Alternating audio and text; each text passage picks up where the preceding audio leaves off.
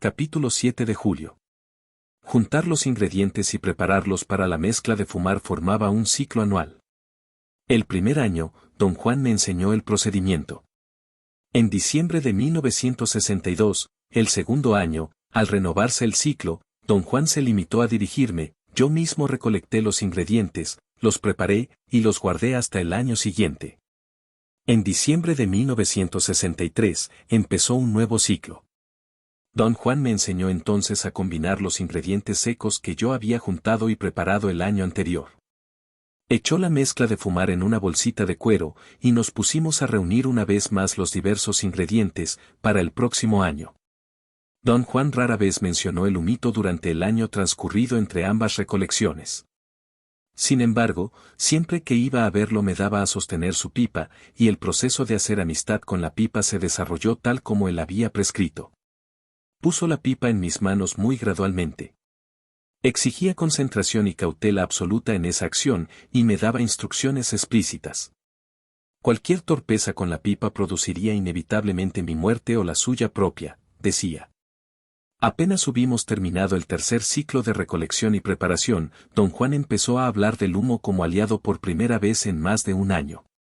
Lunes, 23 de diciembre, 1963. Regresábamos en el coche a su casa, tras recolectar unas flores amarillas para la mezcla. Eran uno de los ingredientes necesarios. Hice la observación de que aquel año, al juntar los ingredientes, no habíamos seguido el mismo orden que el pasado. Rió y dijo que el humito no era caprichoso ni mezquino, como la hierba del diablo. Para el humito, el orden de recolección carecía de importancia, lo único que se requería era que quien usara la mezcla fuese certero y exacto. Pregunté a don Juan qué íbamos a hacer con la mezcla que él preparó y me dio a guardar. Repuso que era mía, y añadió que yo debía usarla lo más pronto posible. Pregunté cuánto se necesitaba cada vez. La bolsita que me había dado contenía aproximadamente el triple de la cantidad que cabría en una bolsa pequeña de tabaco. Me dijo que en un año tenía que usar todo el contenido de mi bolsa, y la cantidad necesaria cada vez que fumase era asunto personal. Quise saber qué pasaría si nunca me acababa la bolsa. Don Juan dijo que nada pasaría, el humito no exigía nada. Él mismo ya no necesitaba fumar, y sin embargo cada año hacía una mezcla nueva. Luego se corrigió y dijo que rara vez tenía que fumar. Le pregunté qué hacía con la mezcla no usada, pero no respondió. Dijo que la mezcla ya no servía si no se usaba en un año. En este punto nos metimos en una larga discusión. Yo no formulaba correctamente mis preguntas, y sus respuestas parecían confusas. Yo deseaba saber si la mezcla perdería sus propiedades alucinógenas, o poder, después de un año, haciendo así necesario el ciclo anual, pero él insistió en que la mezcla no perdía su poder después de ningún tiempo. Solo pasaba, dijo, que uno ya no la necesitaba porque había hecho nueva provisión, debía disponer del resto de la vieja mezcla en una forma específica, que don Juan no quiso revelarme en ese punto. Martes, 24 de diciembre, 1963. Dijo usted, don Juan, que ya no necesita fumar. Sí, como el humito es mi aliado, ya no necesito fumar. Puedo llamarlo en donde sea y cuando sea. ¿Quiere decir que viene con usted aunque usted no fume? Quiero decir que yo voy libremente con él. ¿Podré hacer eso yo también? Podrás, si logras ganártelo como aliado. Martes, 31 de diciembre, 1963. El jueves, 26 de diciembre tuve mi primera experiencia con el aliado de don Juan, el humito. Durante todo el día llevé a don Juan en coche de un lado a otro e hice encargos suyos. Regresamos a su casa al atardecer. Observé que no habíamos comido nada en todo el día. Eso no le preocupaba en absoluto, en cambio, empezó a decir que me era imperativo entrar en confianza con el humito. Dijo que debía experimentarlo yo mismo para ver cuán importante era como aliado. Sin darme oportunidad de responder nada, don Juan anunció que en ese preciso momento iba a encenderme su pipa. Intenté disuadirlo, argumentando que no me consideraba listo. Le dije que no sentía haber manejado la pipa el tiempo suficiente. Pero él dijo que no me quedaba mucho tiempo para aprender y que yo debía usar la pipa muy pronto. La sacó de su funda y la acarició. Sentado en el piso, junto a él, yo trataba frenéticamente de ponerme mal y desmayarme, de hacer cualquier cosa por aplazar este paso inevitable. La habitación estaba casi oscura. Don Juan había encendido, y puesto en un rincón, la lámpara de querosén. Por lo general, esta mantenía el cuarto en una semioscuridad relajante, su luz amarillenta siempre apacible. Pero esta vez la luz parecía inusitadamente roja, sacaba de quicio. Don Juan desató su pequeña bolsa de mezcla sin quitarla del cordón amarrado en torno a su cuello. Acercó la pipa así, la puso dentro de su camisa y virtió parte de la mezcla en el cuenco. Me hizo observar el procedimiento, señalando que si la mezcla se derramaba caería dentro de su camisa. Don Juan llenó 3/4 partes del cuenco, luego ató la bolsa con una mano sosteniendo la pipa en la otra. Recogió un pequeño plato de barro, me lo entregó y me pidió ir afuera a traer brasitas del fuego. Fui atrás de la casa y saqué un montón de carbones de la estufa de adobe. Regresé apresurado al cuarto de don Juan. Sentía una angustia profunda. Era como una premonición. Me senté junto a don Juan y le di el plato. Lo miró y dijo calmadamente que las brasas eran demasiado grandes. Las quería más chicas, que encajaran en el cuenco de la pipa. Volví a la estufa y traje algunas. Tomó el nuevo plato de brasas y lo puso frente a sí. Estaba sentado con las piernas cruzadas y metidas bajo el cuerpo. Me miró con el rabillo del ojo y se inclinó hasta casi tocar los carbones con la barbilla. Sostuvo la pipa en la mano izquierda, y con un movimiento extremadamente veloz de la derecha recogió una brasa ardiente y la puso en el cuenco de la pipa, luego irguió la espalda y, tomando la pipa con ambas manos, se la puso en la boca y dio 3 fumadas. Extendió los brazos hacia mí y me dijo, en susurro enérgico, que tomase la pipa en las 2 manos y fumara. La idea de rechazar la pipa y salir corriendo cruzó por un segundo mi mente, pero don Juan exigió de nuevo todavía susurrando que tomara la pipa y fumase. Lo miré. Sus ojos estaban fijos en mí. Pero su mirada era amistosa, preocupada. Resultaba claro que yo había hecho la elección largo tiempo atrás, no había más alternativa que hacer lo que él decía. Tomé la pipa y casi la dejé caer. Estaba caliente. Me la llevé a la boca con gran cuidado porque imaginé que su calor sería insoportable. Pero no sentí calor alguno. Don Juan me indicó inhalar. El humo fluyó entrando en mi boca y pareció circular allí. Sentí como si tuviera la boca llena de masa. El símil se me ocurrió aunque nunca había tenido la boca llena de masa. El humo era también como mentol y el interior de mi boca se enfrió de repente. La sensación fue refrescante. Otra vez. Otra vez, oí susurrar a don Juan.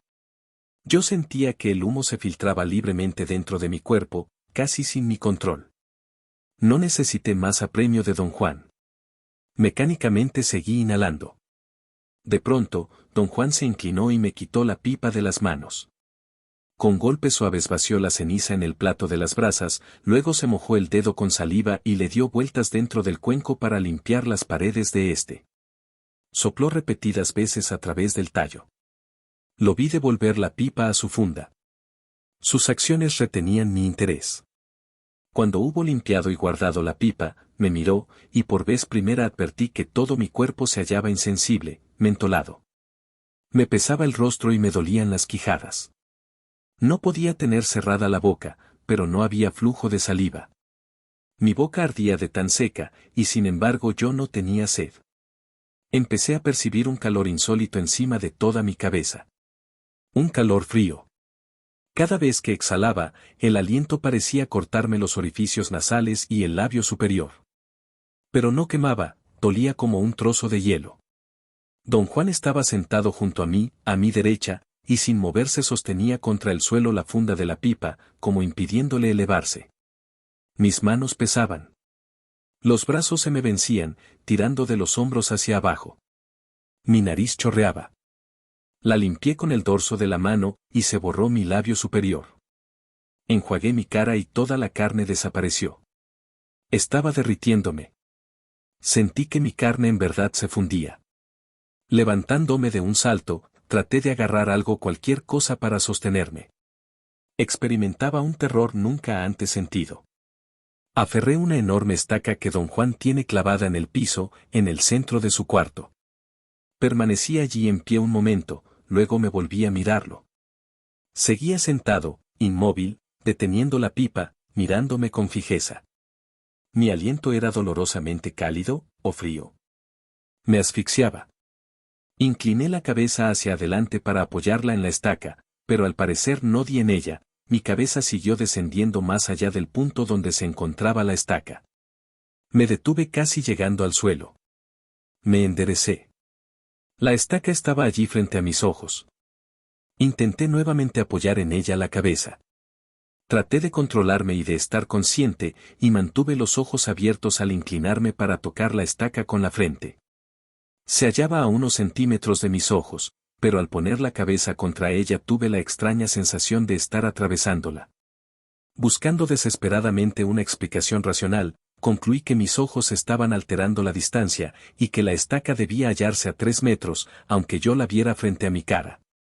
Entonces concebí una forma lógica y racional de corroborar la posición de la estaca. Empecé a caminar de lado en torno a ella, paso a pasito.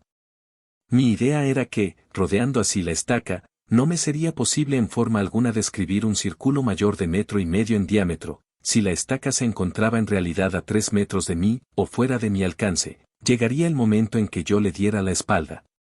Confiaba en que, en ese instante, la estaca se desvanecería, porque de hecho estaría detrás de mí. Procedí entonces a rodear la estaca, pero durante toda la vuelta siguió frente a mis ojos. En un arranque de ira la agarré con ambas manos, pero mis manos la atravesaron. Estaba agarrando el aire. Calculé cuidadosamente la distancia hasta la estaca. Concluí que sería menos de 1 metro. Es decir, mis ojos la percibían como 1 metro. Jugué un momento con mi percepción de profundidad moviendo la cabeza de un lado a otro, enfocando por turno cada ojo, primero sobre la estaca y luego sobre lo de atrás. Según mi manera de juzgar la profundidad, la estaca se hallaba sin duda frente a mí, posiblemente a 1 metro. Estirando los brazos para proteger mi cabeza, embestí con todas mis fuerzas. La sensación fue la misma, atravesé la estaca. Esta ocasión fui a dar contra el piso. Me levanté. Y esa fue tal vez la más insólita de todas las acciones que ejecuté aquella noche. Me levanté con el pensamiento. No usé, al levantarme, mis músculos ni mi esqueleto en la forma que acostumbro, porque ya no tenía control sobre ellos. Lo supe en el instante de chocar contra el piso. Pero mi curiosidad con respecto a la estaca era tan fuerte que me levanté con el pensamiento en una especie de acción refleja. Y antes de haber tomado plena conciencia de que no podía moverme, estaba ya de pie. Pedí ayuda a don Juan. En determinado momento grité frenéticamente, a voz en cuello, pero don Juan no se movió. Seguía mirándome, de soslayo, como no queriendo volver la cabeza para encararme de lleno. Di un paso hacia él, pero en vez de avanzar trastabillé hacia atrás y caí contra la pared. Supe que mi espalda la había arremetido, pero no sentí dureza alguna, me hallaba suspendido por entero en una sustancia blanda, esponjosa, era la pared. Tenía los brazos extendidos lateralmente, y poco a poco mi cuerpo parecía hundirse en el muro. Solo podía ver al frente, hacia el cuarto. Don Juan seguía observándome, pero sin hacer el menor movimiento para ayudarme. Realicé un esfuerzo supremo por sacar mi cuerpo de la pared, pero solo se hundía más y más. Con un terror indescriptible, sentí que la pared esponjosa me cubría la cara. Traté de cerrar los ojos, pero estaban fijos y abiertos. No recuerdo qué más sucedió. De pronto vi a don Juan enfrente, a poca distancia. Nos hallábamos en el otro cuarto. Vi la mesa de don Juan y la estufa de tierra, encendida, y con el rabo del ojo distinguí la cerca fuera de la casa. Veía todo muy claro. Don Juan había traído la linterna de querosén, ahora colgada de la viga en mitad de la habitación. Traté de mirar en dirección distinta, pero mis ojos estaban colocados exclusivamente para ver en línea recta hacia adelante. No podía distinguir, ni sentir, parte alguna de mi cuerpo. Mi respiración tampoco se notaba. Pero mis ideas eran lúcidas en extremo. Tenía clara conciencia de todo cuanto ocurría frente a mí. Don Juan se acercó, y mi claridad mental cesó. Algo pareció detenerse en mi interior. No había más ideas. Vi venir a don Juan y lo odié. Quería hacerlo pedazos. Lo habría matado entonces, pero no podía moverme. Al principio percibí vagamente una presión sobre mi cabeza, pero también desapareció. Solo una cosa quedaba, una ira incontenible contra don Juan. Lo vi a unos centímetros de mí. Quise destrozarlo con las manos. Sentí estar gruñendo. Algo en mí empezó a retorcerse. Oí que don Juan me hablaba. Su voz era suave y tranquilizadora y, sentía yo, infinitamente agradable. Se acercó más aún y comenzó a recitar una canción de cuna. Señora Santa Ana, ¿por qué llora el niño? Por una manzana que se le ha perdido. Yo le daré una. Yo le daré dos. Una para el niño y otra para vos. Una calidez me saturó. Era una tibieza de corazón y sentimientos. Las palabras de don Juan eran un eco distante. Revivían los recuerdos olvidados de la niñez. La violencia antes sentida desapareció. El resentimiento se hizo añoranza, afecto gozoso que ya no tenía cuerpo y me hallaba en libertad de convertirme en lo que quisiera. Retrocedió. Mis ojos ocupaban un nivel normal, como si me encontrara de pie frente a él. Extendió ambos brazos hacia mí y me dijo que entrara en ellos. O avancé, o él se me acercó. Sus manos estaban casi sobre mi rostro, sobre mis ojos, aunque yo no las sentía.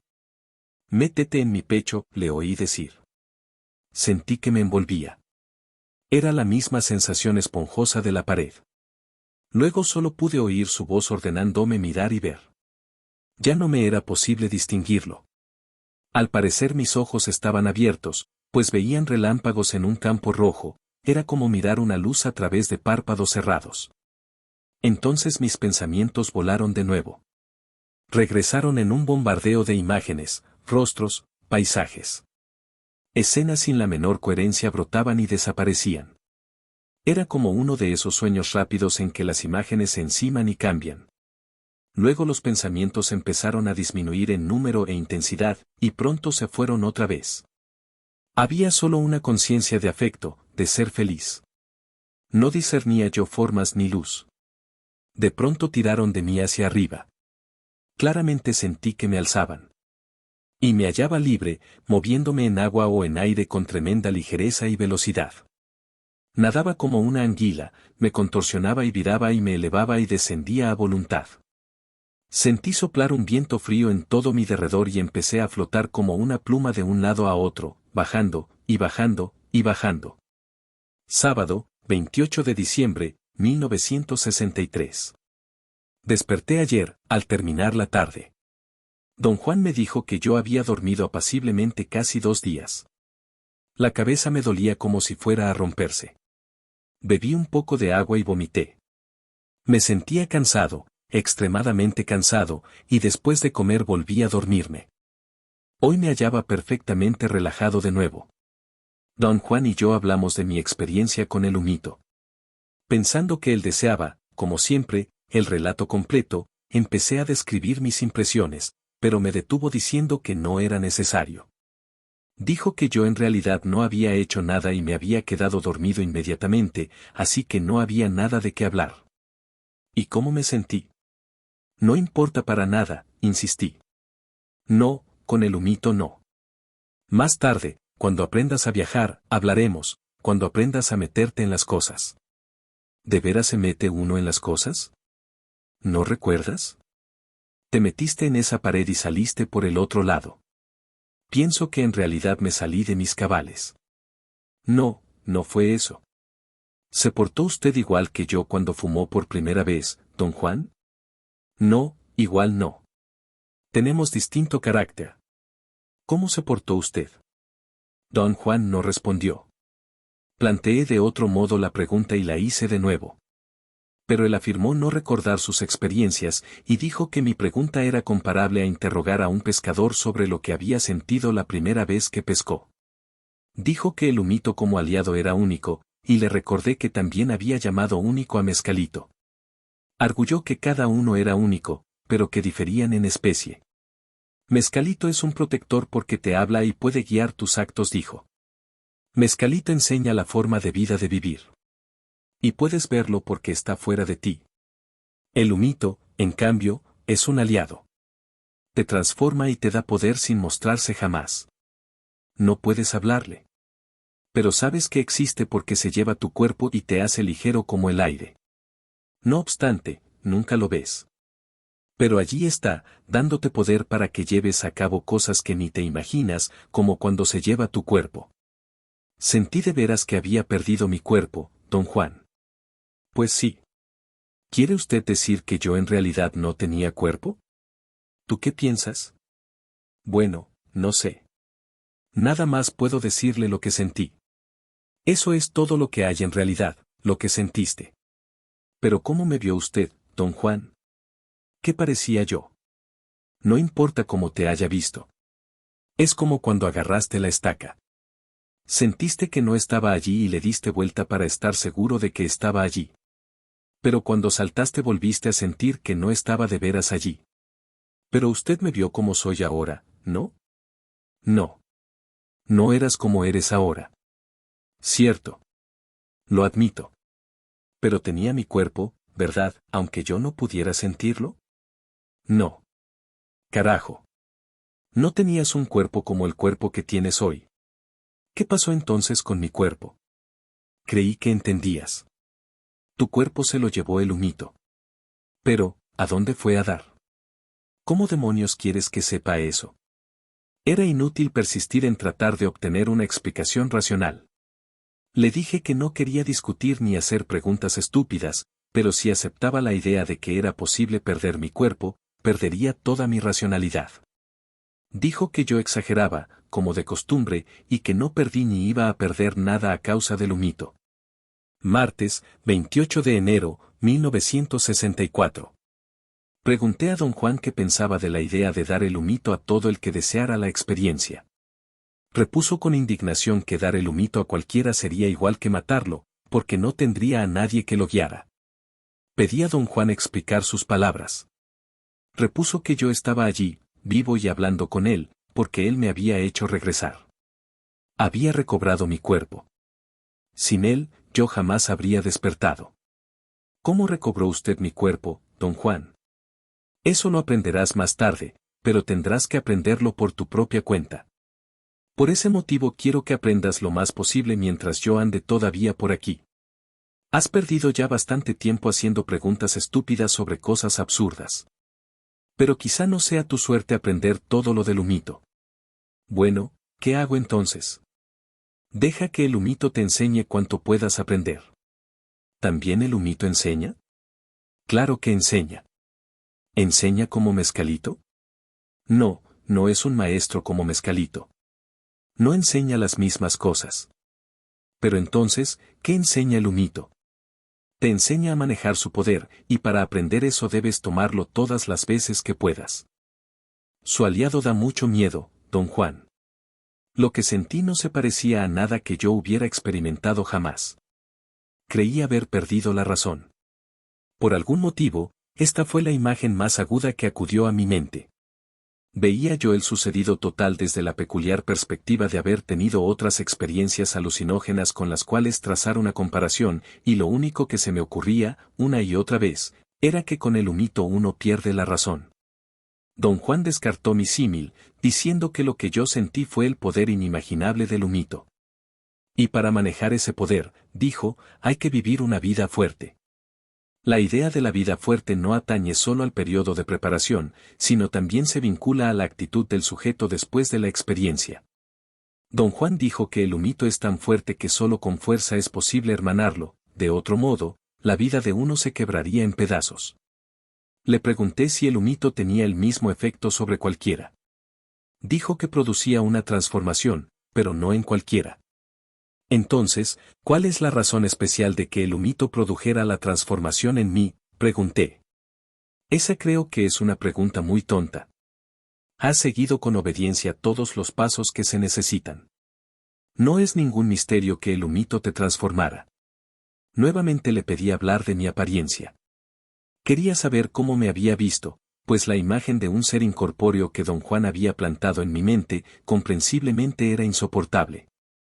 Dijo que, a decir verdad, le dio miedo mirarme, sintió lo mismo que su benefactor debió de sentir al ver a don Juan fumar por vez primera. ¿Por qué le daba miedo?, pregunté. ¿Me veía tan mal? Jamás había visto fumar a nadie. ¿No veía fumar a su benefactor? No. ¿Ni siquiera se ha visto nunca usted mismo? ¿Y cómo me voy a ver? Podría fumar frente a un espejo. No respondió, pero se quedó mirándome y sacudió la cabeza. Volví a preguntarle si era posible mirarse en un espejo. Dijo que sería posible, aunque resultaría inútil, porque probablemente uno se moriría del susto, si no es que de otra cosa.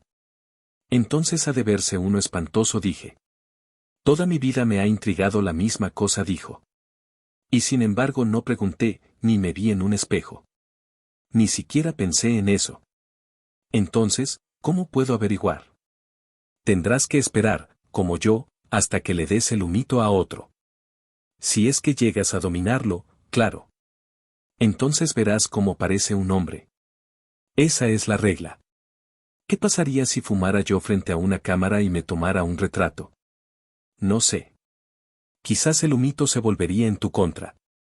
Pero a ti eso no te importa porque ha de parecerte tan inofensivo que te crees capaz de jugar con él.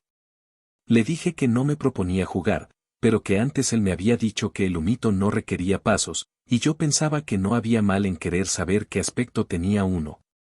Me corrigió, había querido decir que no existía la necesidad de seguir un orden específico, como con la hierba del diablo, con el humito, todo cuanto se necesitaba era la actitud de vida. Desde ese punto de vista, dijo, había que ser exacto al seguir la regia. Me dio un ejemplo, explicando que no importaba cuál de los ingredientes para la mezcla se recogiese primero, siempre y cuando la cantidad fuese la necesaria. Pregunté si habría algún mal en contar a otros mi experiencia. Repuso que los únicos secretos que nunca debían revelarse eran cómo hacer la mezcla, cómo desplazarse y cómo regresar, otros asuntos relativos al tema carecían de importancia.